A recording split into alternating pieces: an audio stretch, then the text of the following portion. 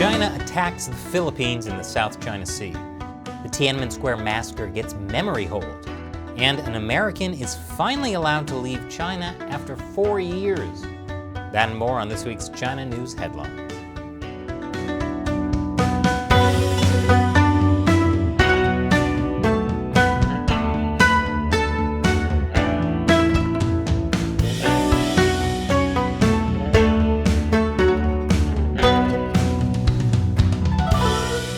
Welcome to China Uncensored. I'm Chris Chappell. This week's China News Headlines. But before we begin, in case you haven't heard, we now have China Uncensored merchandise. If you'd like to buy a t-shirt like this or some of our other great t-shirts and mugs, check out chinauncensored.tv/merchandise. Get some cool stuff and support the show. And the best part is, none of it is made in China. Which is good because last week, China attacked 2 Philippine ships. Chinese Coast Guard vessels fired water cannons at the Philippine ships. They were on their way to resupply Marines from the Philippines who were stationed here at the 2nd Thomas Shoal. No one was hurt, but the Filipino troops were left blockaded.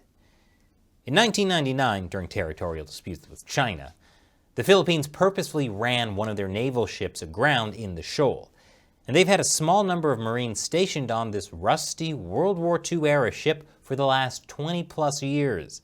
That is hardcore. Now, as we know, the Chinese Communist Party claims the entire South China Sea is Chinese territory, putting it at odds with all the surrounding countries. And yet, a few days after China's Coast Guard confronted Filipino ships, Chinese leader Xi Jinping told Southeast Asian leaders China is not a threat, and Beijing would not bully its smaller regional neighbors. But the Philippines didn't take this lying down. They told China to back off. And to the Biden administration's credit, the U.S. State Department issued a strong statement standing with the Philippines and said an armed attack on Philippine ships in the South China Sea would invoke the U.S.-Philippines Mutual Defense Treaty. In other words, they told the Chinese regime to back off or the U.S. would get involved. And guess what? The Chinese Communist Party withdrew the blockade. And earlier this week, supply boats did finally reach the Filipino Marines. But obviously, China is becoming increasingly hostile. To deal with the security challenge, Japan and the U.S. have joined together to conduct their first anti-submarine drill in the South China Sea. Earlier this month, Japanese forces also conducted a bilateral training exercise with the Philippine Navy. That was just a few days before the Chinese Coast Guard attacked the Filipino ships. And coming up after the break, Hunter Biden's China deal. Welcome back. A lot of people inside China have never heard of the Tiananmen Square massacre. That's because the Chinese Communist Party has simply erased it from the history books. They can just do that in China. Unfortunately for the Communist Party, Hong Kongers have kept the memory alive. But with a new draconian national security law in place, Hong Kong has been changing. The annual Tiananmen Vigil this year was banned. Later, a Hong Kong university ordered the removal of a statue called the Pillar of Shame, a memorial to those who died in the massacre. And a Tiananmen Square massacre museum was shut down. But the problem is, students in Hong Kong could still learn about the massacre in school. Well, not for much longer. According to Hong Kong Free Press, Hong Kong libraries have been purging books about the Tiananmen massacre. And in other signs of how things are going in Hong Kong, this week, a man was sentenced to over 2 years in jail for throwing a water bottle at police during a 2019 protest. Which is crazy. But not as crazy as the 20-year-old Hong Kong activist who was sentenced to almost 4 years in jail for secession and 1 count of money laundering. The secession was because he was part of a pro-independence student organization. And the money laundering was because he set up related social media pages and used them to collect money for the cause through PayPal. And earlier this month, Hong Kong authorities sentenced Hong Kong's Captain America protester to nearly 6 years in prison. Was it for copyright infringement? No. it was because he chanted a banned slogan and promoted independence from China. And I'm particularly upset about this, because when I ran into him in Hong Kong 2 years ago, I remember thinking, I should get a photo with him. Nah, I'll do it later. And now I'll have to wait 6 years. The Biden administration is warning of a battery war with China. China currently dominates the global supply of cobalt, and the administration warns China might use that to disrupt the American push toward electric vehicles by squeezing out U.S. manufacturers. Wow, that's pretty serious. China controlling metals like cobalt could have a huge impact on the daily lives of Americans.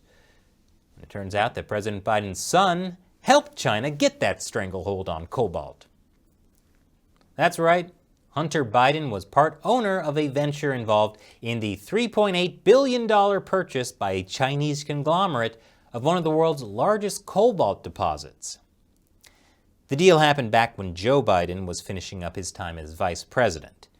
A White House spokesperson said the president wasn't aware of the deal at the time. I think this is great. Hunter Biden has given his father a tough problem to solve. After all, it's important to keep an older mind active. Oil prices are skyrocketing worldwide, which is also affecting gas prices here in the U.S.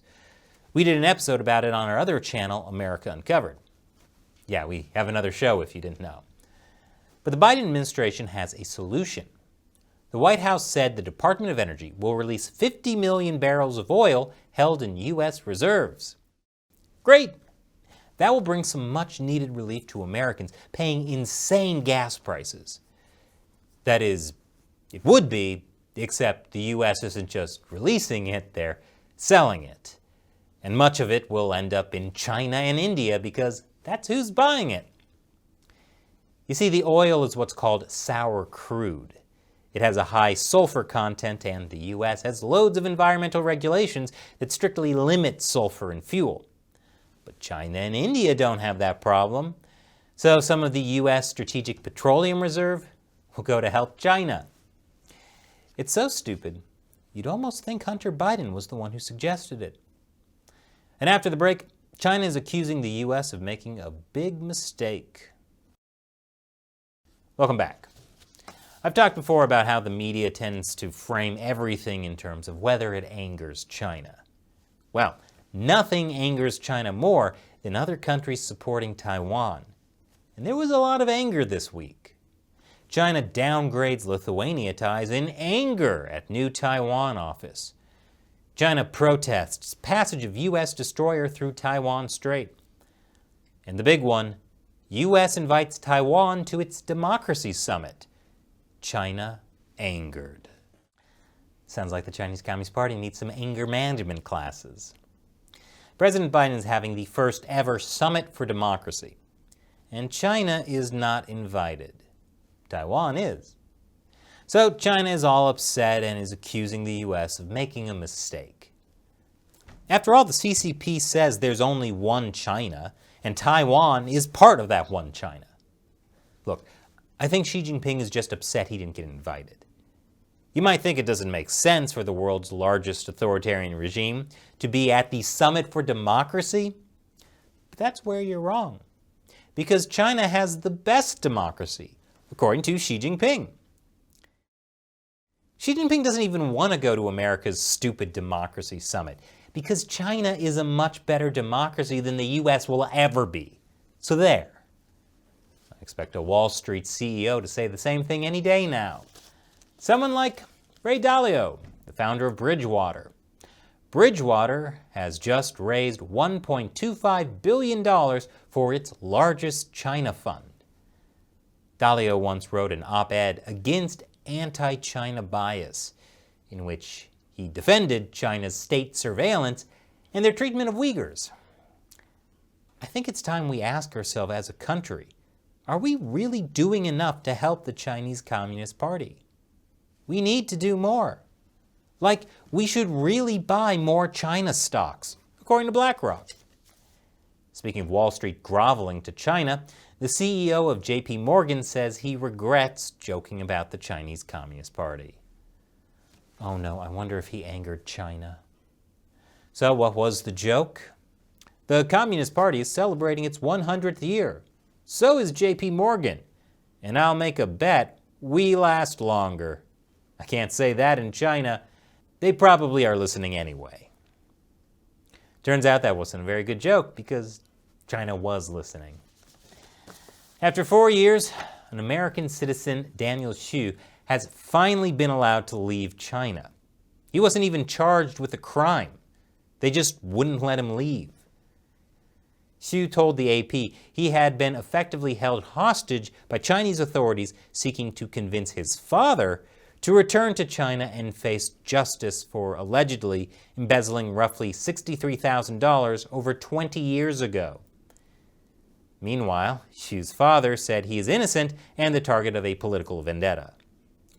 Well, it is China, so that's completely plausible. So why did China finally release this innocent American? Well, it was part of the recent virtual meeting between Xi and Biden. In exchange for one innocent American, Biden would return 7 Chinese nationals who were convicted of crimes in the U.S. But speaking of missing people, China's birth rate has plummeted to the lowest in decades. That's right, even lower than during the one-child policy. You know, forced abortions and forced sterilizations. So this sounds pretty bad. But good news! Just at a moment of crisis, China just happened to find 12 million children it didn't know existed. Although these children were born between 2000 and 2010, so a lot of them are actually adults now, but where did all these kids come from? The difference could be the result of some parents failing to register births to avoid punishment if they breached the one-child policy. That's a fairly drastic move because if you don't register your kid, they won't get identity papers. They can't go to school. They can't get a good job. Effectively, they become like an illegal immigrant in their own country. On the other hand, if you do register your kid and you violated the one-child policy, you could face fines that are more than your annual salary, or your kid could be taken away from you and put in an orphanage to be sold to well-meaning foreigners. Or even worse. Yeah, maybe hide your kids from the state. And this week marks the 20-year anniversary of a pretty baller protest against the Chinese regime. On November 20th, 2001, 36 Falun Gong practitioners from around the world traveled to Tiananmen Square to protest against the persecution of the practice inside China. It ended about how you'd expect, with everyone getting arrested. But they were all foreigners, which means none of them had their organs harvested. And now it's time for me to answer a question from a member of the China Uncensored 50 Cent Army, fans who support the show on the crowdfunding website Patreon or the community subscription platform Locals. Song Mom 8 asks on Locals, in the opening credits, you put a flag on a piece of rock in the middle of the ocean. What does it say? I can't tell if it's China or Chris. Lol. Great question for an episode about so much of the troubles in the South China Sea. So this footage is of me on the Scarborough Shoal, more disputed territory in the South China Sea. China and the Philippines both claim it, and they're both wrong. Because as you can see, I planted the China Uncensored flag on the shoal. It belongs to me. If you want to see more of our epic 57-hour trip to the Scarborough Shoal on a Filipino fishing boat, check out the episode here. Thanks for your question and your support, Song Mom 8. And thank you to everyone who supports China Uncensored on Patreon or Locals. It's not easy to expose the Chinese Communist Party, and we could not do it without your support. So help support the show by contributing on Patreon or Locals. You'll get some cool perks, including having me answer your question on the show. Or you could get some of our new merchandise over at chinauncensored.tv/merchandise. Links to everything are in the description below. Once again, I'm Chris Chappell. See you next time.